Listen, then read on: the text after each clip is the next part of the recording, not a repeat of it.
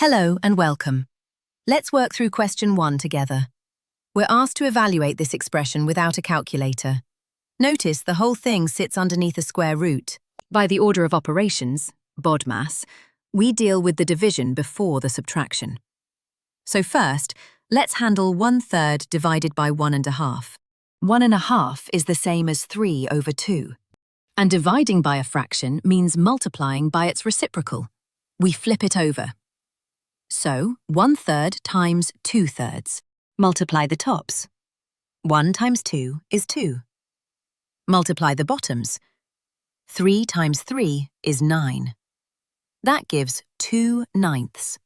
To subtract, we need a common denominator. The lowest common multiple of 12 and 9 is 36. 11/12 becomes 33 over 36.